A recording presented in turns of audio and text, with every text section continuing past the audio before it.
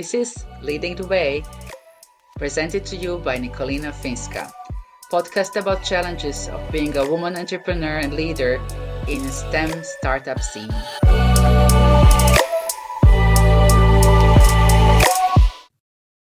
Hello, and welcome to another episode. This is Nikolina Finska, your host. Today, we are going to talk about starting the business and how to make a decision that you are ready to start the business. And it's really important topic, especially when you talk about women entrepreneurs, because I noticed speaking with many women who are planning or hoping or wanting to become entrepreneurs eventually, that there's always something stopping them. They always feel that they're not ready. There's something else to learn, something else to figure out and master. And then doing this, you kind of keep on postponing this decision, and then somehow it doesn't happen, or you just give out on an idea because you convince yourself that it wasn't the right idea and this is not for you. So hopefully, this is going to give you a bit of support and push to take the jump, to take the leap, but also give you some practical terms or things that you actually would need to put in order before you start the business. It's a short list, I promise. So it might be a shorter episode. But yeah, one thing I would like to make clear: I'm um, I'm a serial entrepreneur. I open multiple businesses in many countries. Some of them are more successful than the other ones. But one thing I can tell you: you are never ready. You're absolutely never ready. You never have everything figured out. You never have all the things sorted. You never have all of your ducks in the row. Perfectionism and startup really don't go hand in hand. Um, you will eventually figure out lots of things, but you are never ready. There's never perfect, you know, um, perfect timing. Like, yes, now is the moment. Now I have everything in order. No, it's more about, okay, I think this is what I want to do. I think this is the right opportunity. This feels right to me. I will do it and we'll figure out things as we go. Because in all the fairness, you can always learn something more. You know, this is endless topic. Running a business, running a startup, it's literally an endless topic because there's so many things that you can learn about running finances, pitching, budgeting, creating marketing materials, branding, product management, building products, scaling up teams, troubleshooting. I mean, it's a huge list. I hope to run this podcast for years to come because there's lots of topics to talk about. You can't figure this all out before you even start. Lots of these things will kind of become clearer when you actually start working. And some of them, you might have a clear idea when you're starting, but then a few months down the road, realize that you'll have to change. It doesn't work for you, doesn't work for the company, the structure you're trying to build. So, but as I said, there's certain things that you should figure out before you start. I think they said there is a list. One thing that you definitely need to figure out, and it's something you're going to talk a lot about in all of my podcasts, it's finances. You have to figure out your financials. We are still quite reluctant to speak openly about finances because we see it almost like a rude topic, but we have to discuss it. When I went into start the first time, I did something I was passionate about. I really want to do it. I had no doubts that I'll be able to pay myself salary very quickly. And it was a big mistake that I didn't have a financial plan. How am I going to handle this? And it affected my finances really bad for years to come, that I was struggling. And being a co-founder and a C-level executive, I was a CEO at the time. I felt it's almost like my duty to be paid the least and be paid last. So, I would give away my money to pay the others, but other employees, which is all great and noble, and it's not necessarily a bad thing to do. But when you have no financial means of your own, when you have no financial, uh, savings or support that you can actually function without a salary, then it's not really a great place to be or great thing to do. So let's talk about finances. So, unless you have already agreed investment, and you know there's going to be a specific amount of money on your bank account as soon as you hit the road running, you will count on this that you will need to have at least 6 months savings to pay yourself a salary. Now, if you don't have those savings, it doesn't mean that you should not go ahead with your startup. It just means that you should have some other means of making money while you're working on your startup, either being consulting or having some passive income, like some online courses, you know, write a book, some kind of web page that makes some income. So something that's going to make you enough income for you to be able to survive for 6 months without getting salary. And I said, of course, everybody has a different situation. You might, if you start with a product or service that can be developed really quickly and you already have clients lined up, you can be a little bit more risky with this decision because you already know, okay, the moment I start my company, I already have a client or two, and this is going to be enough to pay for my salary and the basic running cost. Great. So, but just make sure that you look into finances. It's really important that you cover this for yourself, because another thing is like if you're constantly going to be worried about how you're going to pay your bills, you will not be the best leader when you're creating something new and when you focus on building new solution or new company, new structures. You should really be your best self. You should be creative and you should be able to focus with your work. But if you have your finances and fear of not having enough money in the back of your head, it's going to affect your thinking. It's going to affect your decision making. It's going to affect your stress levels. It's not a healthy place to be. So make sure that you take care of your finances. We're going to talk much more about finances and budgeting in a later podcast because I said I think it's super important topic that we don't discuss enough. Or when we discuss it in a very technical way, but there's also this big emotional dimension to finances and money. And I really want to give it justice and cover it from all the possible angles. So let's presume that you have your savings or that you have a situation which allows you that you don't need to take a salary for 6 months, or you have a lined up customers who will pay you sufficient amount of money for you to keep on running. Second thing that we should talk about is support from your inner circle. So what do I mean by that? You might be single, you might have a partner or partners and uh, personal partners, and becoming an entrepreneur will affect your household dynamics.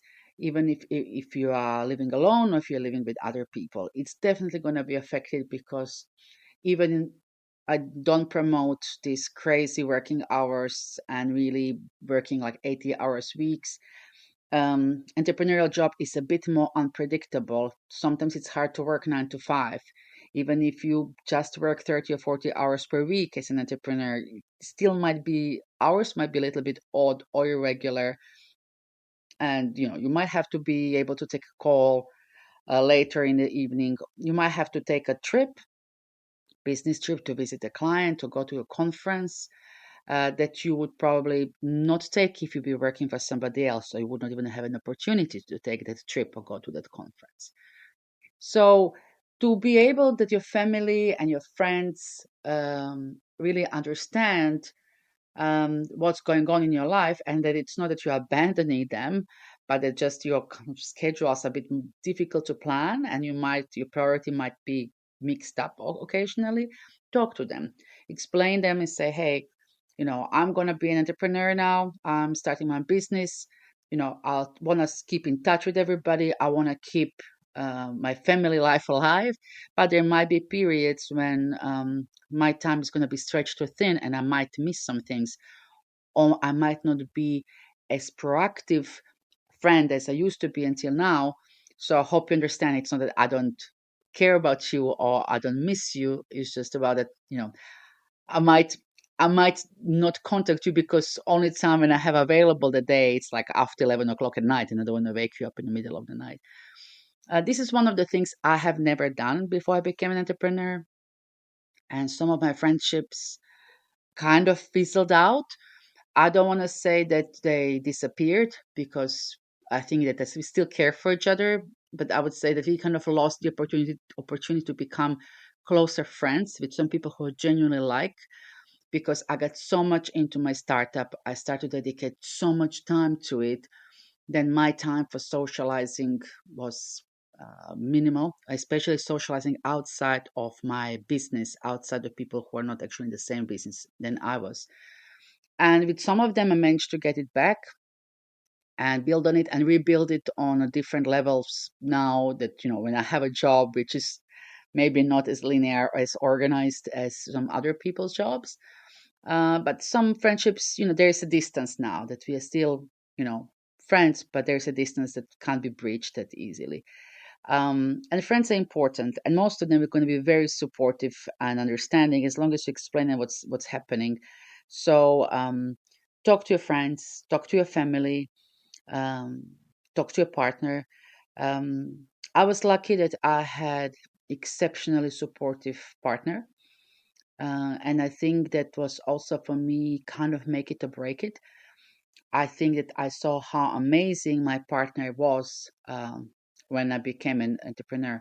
I mean, he was amazing before that, but when you have such a little availability, and there were moments where I was traveling 2 or 3 times per week, I would literally come home, change stuff in my suitcase and travel the next day, and he would take care of the household, and he never complained.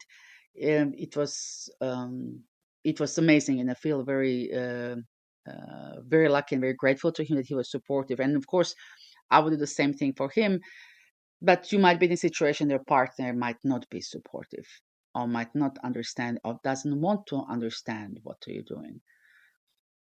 This is not a podcast about personal relationships, but I usually think that if people care for each other, they support each other. And if somebody doesn't want to support you in your passion and your initiative, maybe it's not the right person to be close to you. So I'm just gonna leave it at that, because like I don't want to go into the relationship counseling. That's where I stand on this one. Well, then something a little bit more practical, legal and accounting. Now, when you dream about a startup and you dream about the product, service, what you want to provide, very often we get so enamored with the product. Now, what are we actually going to do, or how are we going to do it? Now we can do it the way we want. We want to build a team the way we want and hire these amazing people that we met or we are going to meet, and do things that you couldn't do before. And we think it's the greatest idea ever, which is great. But in the same time, there should be a legal and financial framework to support that. I can't emphasize enough how important it is to get the right legal support and right accounting support. The biggest problems I had in business were usually because of accounting, and occasionally because of the legal things, but accounting being the biggest problem. And it's not as easy as it sounds. In some countries, it's harder to get really good accounting. In some countries, you have to look for very specific accountants depending on the type of business you're working with. For example, for my current business, one of my current businesses, I had accountant which was pretty okay, but they just didn't understand really the nuances of what I'm doing, especially the educational part and like online part, working from home. They just didn't get that. And there was lots of misunderstanding. It became very cumbersome relationship, and at the end we had to part ways, and there was some financial damage because every time you change accountants there are delays, and there are some financial damages that some things might be delayed or fall through the cracks or have to be redone. So try to avoid it if you can, by choosing the right accountant and right legal advice counselor from the beginning. Now, does this mean you have to have a lawyer? Not really. I mean, it really depends on the country as well, where you are planning to start your company. But generally, you can find lots of legal resources online and lots of legal advice online for free. Read this first. Learn about the company structure. So, what type of company you want to have, depending on on the country where you are. Like if you're in the States, it can be LLC, it can be corporation, it could be a B corporation. If you are in UK, it can be a limited company. In Finland, it's OU. It can be the shareholders organization. There are many different types of incorporation of what you can have as a company. Research that first. As I said, use the free resources to start with. And then when you kind of get the understanding, or when you get completely confused about it, then ask for help. When you actually have concrete questions, what you don't understand, or where you need the advice. So read on these things first. Like I have an entrepreneurial course, and there, for example, I list advices on that and free resources in as many countries as I could find it, because I speak a couple of languages, but in most of the countries would have at least some free information online about what kind of corporate structure you can build and what does it entitled. So this is really important, so that you decide what kind of corporate structure you want to build. So where all of your amazing services, products, people are going to live. So that's one of the things. The second thing is also how you're going to handle the shares of the company, what kind of shareholders agreement you want to have, how you're going to split the equity, what is equity. Read about that as well. Again, lots of information online. This can be slightly different or quite different from country to country. So read up on that as much as you can. If you can't find enough resources, if it's too confusing, here, for example, it's good to ask legal advice. Okay, so how should we do that? But as I said, for this also there's lots of free resources that you can find out. But these are some of the technical things that you would need to figure out, like how is your company going to be formatted, like in what way, why, how you're going to be dealing with shares, what is going to be the name of your company. This is also one quite important thing that's like that we often don't think about. And also how you're going to do accounting, who's going to do accounting for you, and what kind of accountant you need to support your operations. I will digress a little bit, tell you a funny story about the names, like why it's important. So the first startup I made with my business partner, um, we were not 100% even clear what would be our kind of company goal. So we kind of envisioned it as something between the game publishing and consultancy company. So it was somewhere there. So we named it Full XP Consulting. Full XP meaning like full experience. It's a gaming industry term.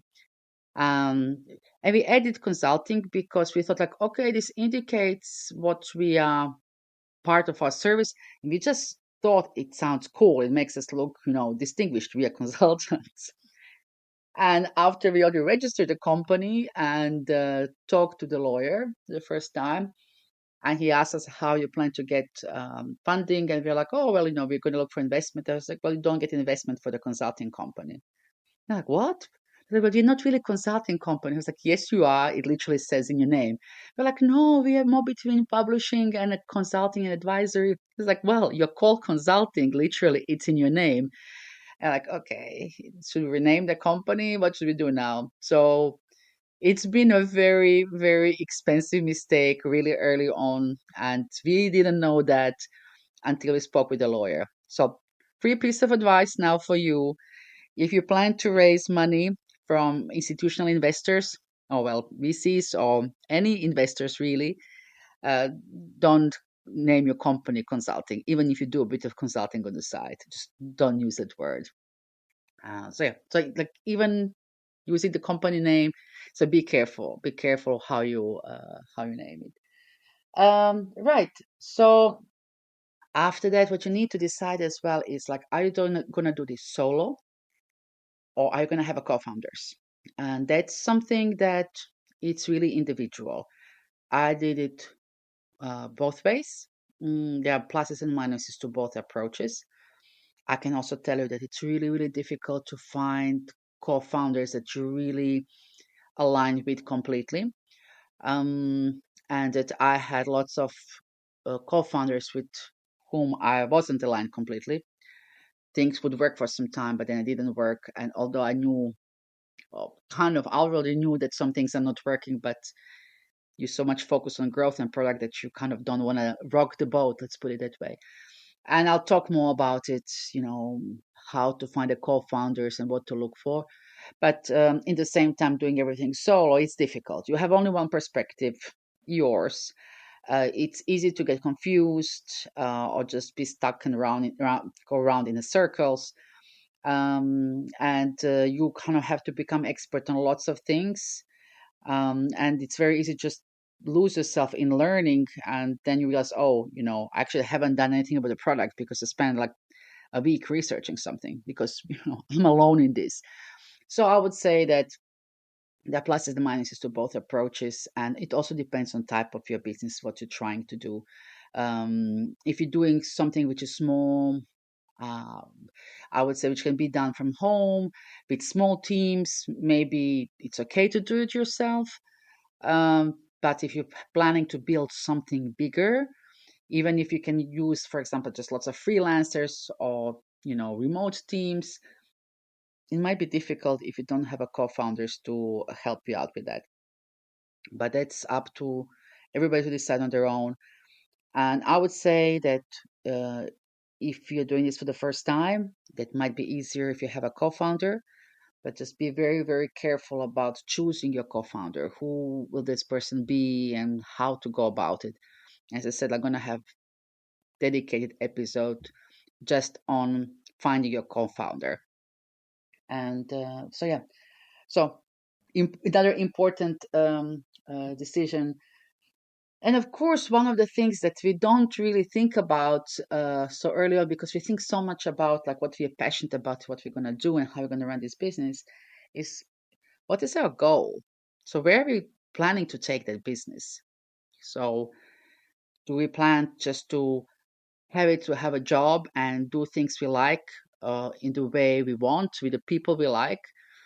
Uh, do we have ambition? Are we planning to make this a top product, top service? Make hundreds of millions of in revenue or billions in revenue? Are we trying to do this in a couple of years really intensively and then hopefully move on to something else, sell the company, sell our shares? Um, or do we want to eventually be purchased by another company, become part of something bigger? I think it's really important to think about what's our end goal here, what we're trying to achieve, because this is going to help us, make the path to that goal. Because there are very different approaches, and I'm not saying any goal is better than others. This is you; it's your business, yours and your co-founders. So all goals are good and viable, but one thing is you really have to align about your goal with your co-founders. If you're taking co-founders, you should have the same goal. You should share the same goal. So super important to have it ready, that you know where you plan to take this business, because that's something that you will use when you talk to your co-founder. Like you need to tell them, like, this is where I want to take this company. It's one of the things that must be aligned. Um, so that's one of the things. That's why it's really, really important. And secondly, it's like also depends how you're going to structure your company, how you're going to structure your teams, how you're going to get investment for your company, and where you're going to get it. Because there are very different investors who would invest in companies depending on what's their end goal. Now, if you want to be a unicorn and make $1 billion in revenue, yes, you can go to VCs, institutional investors, and you can like pitch them for bigger rounds because you have that ambition to go there.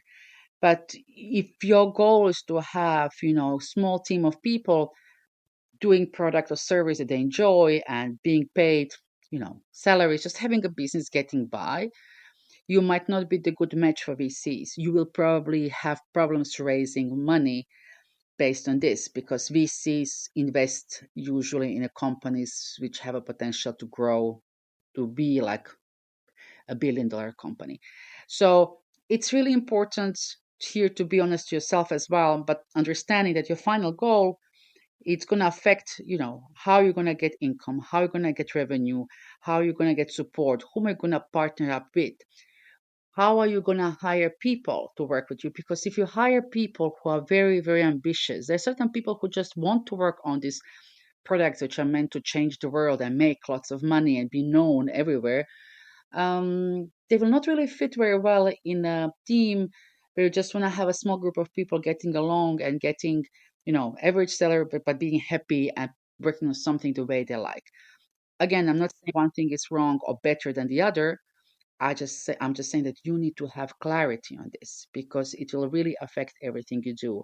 And very often when we are starting in our startup journey, the last thing we think about is our end goal because we're so focused on the beginning, or should we begin, that we don't think about, well, this is what I really want. This is how I want it to end. This is like what I really want out of it. So take some time to really think about it. Same thing for me. I kind of knew what I wanted in my head. I My first startup was the company that I really was hoping to bring somehow to be $1 billion company. But I didn't understand that having a service model, it's very difficult to scale up and it's very difficult to reach those numbers unless you kind of do something really differently. But then, my co-founder might have not had the same ambition. And if you're not really straightforward and if you can't really articulate where do you want to take this company, it will end up in a conflict, or there will be misunderstanding. Why are you doing this? So why are you making this move? So why are you doing this?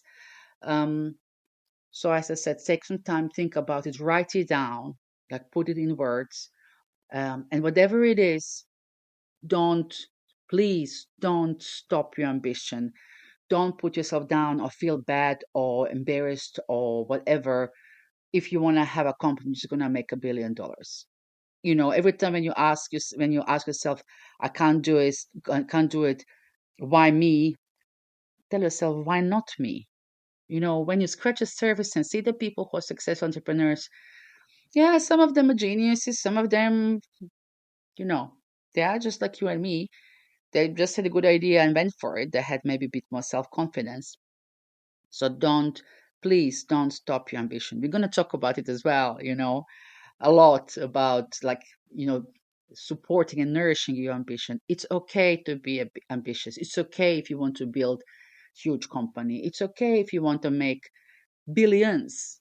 It's perfectly fine, and yes, you can do it. You can do it. Like, why wouldn't you do it?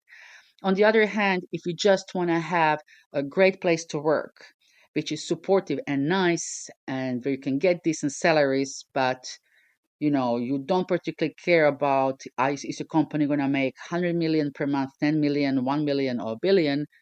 That's okay too. I mean, that's amazing. And I think that sometimes we put too much emphasis on, a unicorn company or nothing. I think that's great to actually have an ecosystem of businesses which are working just fine and people love working there, and they will never be a unicorn, but they're great places to work and they make great products and provide great services. That's fantastic. Why why not? I think we became, maybe in the last couple of decades, too obsessed by having exits and changing jobs and climbing up, and changing companies every couple of years.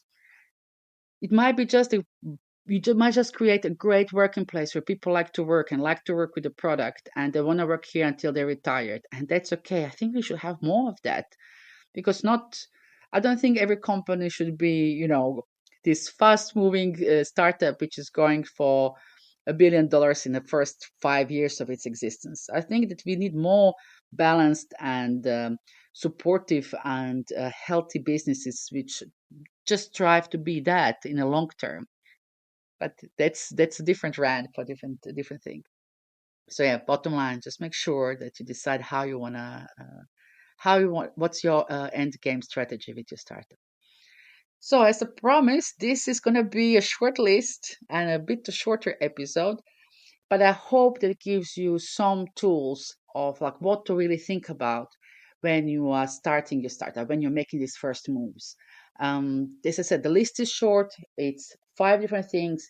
Get your financials in order. Make sure that you can support yourself and live whatever way it is, through savings, partner support, side gig, passive income, whatever works for you. Second, talk to your friends, family, partners. Make sure they understand what you're doing now and to have their support and understanding. Third, make sure you understand legally corporate structures and have accountants lined up who can help you to make sure that you have healthy financial and business structures. Four, decide do you want to go solo or have a co-founder, and have a co-founder strategy. Whom do you want as a co-founder? How are you going to split responsibilities? How are you going to build this company together? And five, decide what's your end goal. So what is the end goal for a startup? What do you want this ideally to become? What's your target? And then when you have that, share it with your co-founder, use it as a core of what you're going to build. And also when you decide where you want to take it, understand that it will affect lots of things in how you operate and how you build your startup. So I hope this was useful. I hope it's not overbearing or too complicated. And I wish you all the best. And I hope it encourages you to make the first step and do it. And if you're already doing it, I hope you're not bored and you could still get something out of it. So thank you so much for sticking with me to the end of this podcast episode. And I'll see you on the next one. Bye.